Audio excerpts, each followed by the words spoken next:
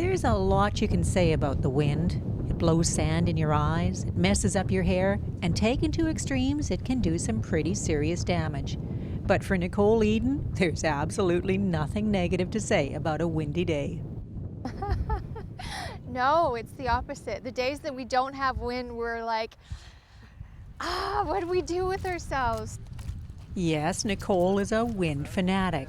In fact, her and her husband Fernando earn a living from the wind, operating a kiteboarding school in La Ventana, Mexico. But as perfect a location as that is for the wind all winter long, come summer, that coastline is dead calm, which sent Nicole searching for another windswept location. We researched where the best place for wind is in BC. So we ended up here, and I really think that this is one of the best places to learn kiteboarding in BC because it's perfect sight on shore wind, and we have this great big inlet with zero obstacles. Here is Port Alberni, China Creek to be exact, where Girl on a Board is introducing a whole new group of wind enthusiasts to the sport she loves. Funny, when I started teaching 5 years ago, we saw a lot of the executives, the managers, the accountants, the 55-year-old male who needed a sport that they could decompose. Now we're seeing their kids coming. We're seeing that next generation. Well, I'm not exactly part of that next generation, but I was intrigued enough to give it a try. Kind of a bucket list thing. Put the board on your feet, you can ride downwind, you can ride upwind.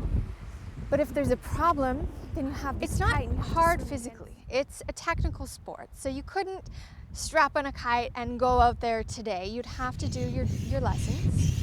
So I've laid the kite down with the thick part in the same direction as the wind, which makes sense.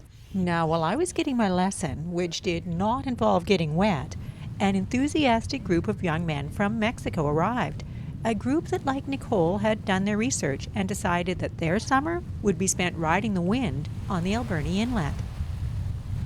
It's beautiful. Coming from the desert, the dryness of Mexico, which again has its own beauty and resourcefulness, but to come here in contrast, to have the green, dark, big trees, and even the green grass. My daughter's never seen grass really, and the inlet, it's so beautiful here. Wow, I can't believe how much fun that was, and I can't believe that I could almost control the kite on the very first lesson. It is so cool. And Nicole says if I practice a little bit and read her instructions, I can get wet next time. For Go on Shaw TV, I'm Nancy Wilmot.